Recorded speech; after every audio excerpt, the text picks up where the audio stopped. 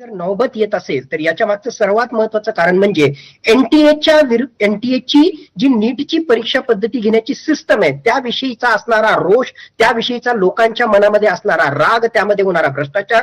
दुसरी गोष्ट, 21 जूनला जर ही परीक्षा कंडक्ट करायची असेल तर कमी वेळ असल्यामुळे स्पीड हा एक महत्वाचा फॅक्टर आहे. आणि फुल प्रूफ हँडलिंग, एकूणच सगळं जे वातावरण आहे यामध्ये या परीक्षेच्या अनुषंगानं पेन अँड पेपर बेस्ड परीक्षा यावर्षी जर कंडक्ट करायची असेल तर फुल प्रूफ हँडलिंग कशी करायची हा प्रश्न समोर असल्यामुळे सरकारला या ठिकाणी लष्कराची त्याचबरोबर वायुदलाची मदत त्या ठिकाणी घ्यावी लागते. पहिली गोष्ट आपल्याला माहित आहे की एनटीएच्या परीक्षा पद्धतीविषयी खूप मोठे प्रश्नचिन्ह आहेत. मग एक प्रकारे आज घडीला लष्कराकडे जे आहे अत्यंत सिस्टमॅटिकली सामान्य जनता त्या ठिकाणी पाहते की इथे भ्रष्टाचार किंवा इथे जे आहे आमचा सर्वात शेवटचा ऑप्शन म्हणजे भारताचं लष्कर या पॉईंट ऑफ व्ह्यू पाहिलं जातं. म्हणून भारताच्या लष्कराला या ठिकाणी इन केलं जात आहे. भ्रष्टाचाराचा तिथे काही प्रश्न येणार नाही. दुसरी महत्वाची गोष्ट स्पीड, 21 जूनला जर घ्यायचं असेल तर कमी दिवसांमध्ये भारताच्या प्रत्येक डिस्ट्रिक्ट हेडक्वार्टर पर्यंत हे पेपर्स जर पोहोचवायचे असतील तर चिनूक हेलिकॉप्टर्स असेल किंवा MI-17 याच्या माध्यमातून प्रत्येक डिस्ट्रिक्ट हेडक्वार्टर पर्यंत कमीत कमी वेळेमध्ये हे पेपर्स आपल्याला पोहोचवता येतील. आणि फुल प्रूफ हँडलिंग, एकूणच या सगळ्या पद्धतीमध्ये जे आहे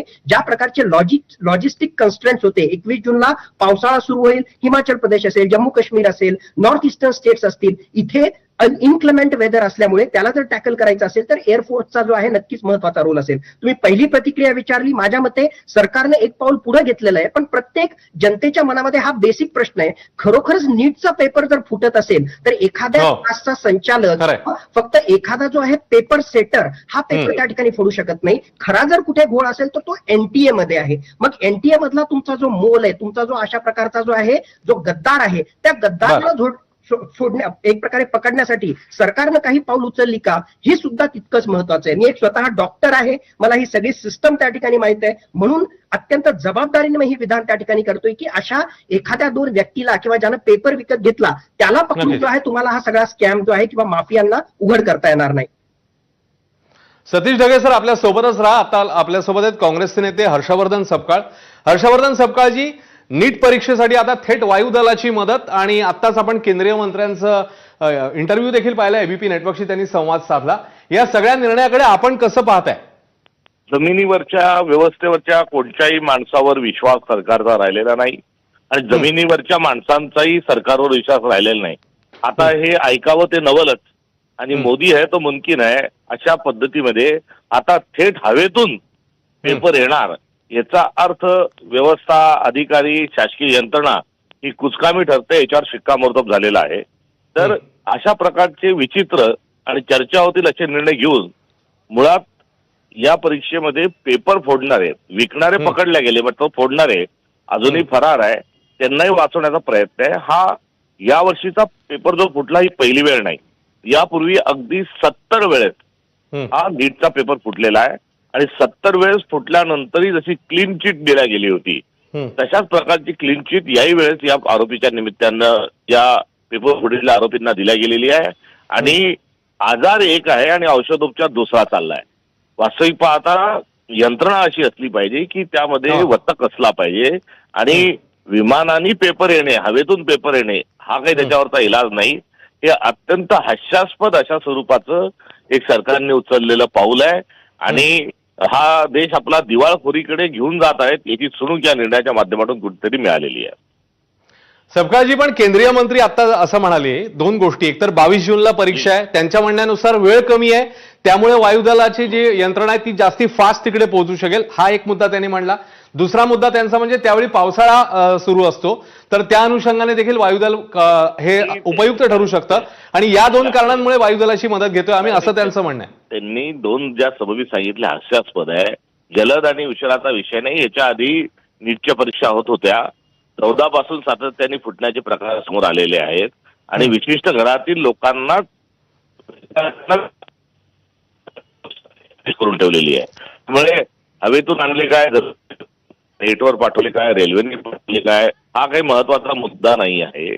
महत्वाचा मुद्दा हा आहे की यामध्ये जो भ्रष्टाचार जे रॅकेट आहे त्या रॅकेटला वाचवण्याचा प्रयत्न हे केंद्रीय मंत्री करत आहेत. वास्तविक पाहता या मंत्र्यांना ताबडतोबीनं यांचा एवढ्या गंभीर प्रकरणामध्ये धर्मेंद्र प्रधान यांचा राजीनामा घेतला जायला पाहिजे होता. मात्र एक्स्ट्रीम फाईल सारख्या अत्यंत गंभीर प्रकरणात हरदीप पुरी यांचाही राजीनामा घेतला नाही आणि आता लाखो विद्यार्थ्यांची फसवणूक करणाऱ्या आणि या विभागाचं नेतृत्व करणाऱ्या मंत्र्यांचाही राजीनामा जेव्हा जिथे होत नाही तिथे एकंदरीत व्यवस्थेवर प्रश्नचिन्ह आहे. तो प्रश्नचिन्ह कायम आहे आणि नीटचा पुन्हा पेपर फुटेल अशा प्रकारे जे बोललं जात आहे त्याचाच प्रत्यय आल्याशिवाय राहणार नाही, हे आपल्याला सांगितलं पाहिजे. हर्षवर्धन सपकाळजी, खूप खूप धन्यवाद. आपण सविस्तरपणे आमच्याशी बोललात त्याच्याबद्दल. पुन्हा एकदा निवृत्त लेफ्टनंट कर्नल सतीश ढगे सरांकडे आपण जाऊया. ढगे सर, आता आपण प्रतिक्रिया ऐकली हर्षवर्धन सपकाळांची. राजकीय मुद्दे बाजूला राहू देत, पण अशा पद्धतीने लष्कराची मदत, जसा आपणही तो मुद्दा मांडला, तर हर्षवर्धन सपकाळ यांचंही तेच म्हणणं आहे की यामुळे खरंच जो आळा बसायचा गैरप्रकारांना तो एकूणात फुलप्रूफ मग आळा बसू शकेल.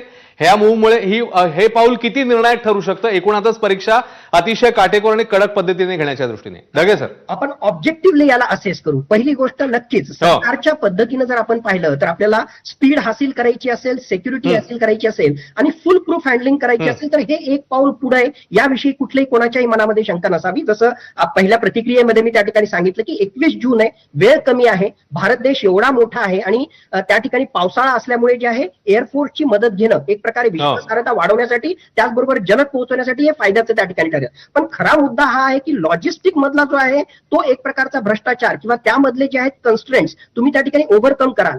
पेपर फ्रेम करण्यापासून, म्हणजे एनटीए मध्ये ज्यावेळेस तो पेपर तयार होतो तिथून तर आणि नंतर पेपर झाल्यानंतर पुन्हा त्याचं सगळं जे असेसमेंट होणार आहे आणि अल्टिमेटली रिझल्ट लागणार आहे याच्याविषयी सरकारनं काय केलं, याच्याविषयी जे आणखीनही परीक्षार्थींच्या आणि त्यांच्या पालकांच्या मनामध्ये जे खूप सारे प्रश्नचिन्ह आहेत. आणि धर्मेंद्र प्रधान यांनी जे स्टेटमेंट त्या ठिकाणी केलं ते शब्द वापरतात एक्झाम माफिया. याचा अर्थ हे फक्त काही एक वर्षी यावर्षी झालेलं नाही. माफिया जर असेल, अशा प्रकारचं रॅकेट असेल तर मागच्या कित्येक वर्षांपासून हे रॅकेट सुरू आहे. हे अप्रत्यक्षपणे स्वतः धर्मेंद्र प्रधानच या ठिकाणी ऍक्सेप्ट करतायत आणि त्या माफियाला किंवा या रॅकेटलाच ब्रेक करण्यासाठी अशा प्रकारची पद्धती आम्ही अवलंबतोय. म्हणजे हा प्रॉब्लेम खूप मोठा आहे. हा फक्त एक सिम्पटम आहे की जे आहे कमीत कमी म्हणजे काही लोक पकडले गेले. मी म्हणतो एखाद्या आजाराचं जे आहे फक्त लक्षण आहे, पण फक्त लक्षणाची ट्रीटमेंट करून आपल्याला चालणार नाही. त्याच्या मागचं मूळ कारण, मूळ आजार जो आहे तो आजार जर शोधायचा असेल तर फक्त एअरपोर्टची मदत घेऊन सगळा प्रॉब्लेम सॉल्व्ह होईल असं वाटत नाही. पण नक्कीच एक पाऊल पुढे आहे असं जर मी या ठिकाणी म्हणत असेल तर त्याला जे आहे स्ट्रॉंग बेस आहे. सरकारनं जो निर्णय घेतला तो योग्य घेतला, पण याच्या माध्यमातून सगळं काही सॉर्ट आउट झालं आणि सगळं काही नॉर्मल होईल असं मला वाटत नाही. सतीश ढगे सर, खूप खूप धन्यवाद. आपण सविस्तरपणे या निर्णयाचं विश्लेषण केलं त्याच्याबद्दल आणि या सगळ्या संदर्भात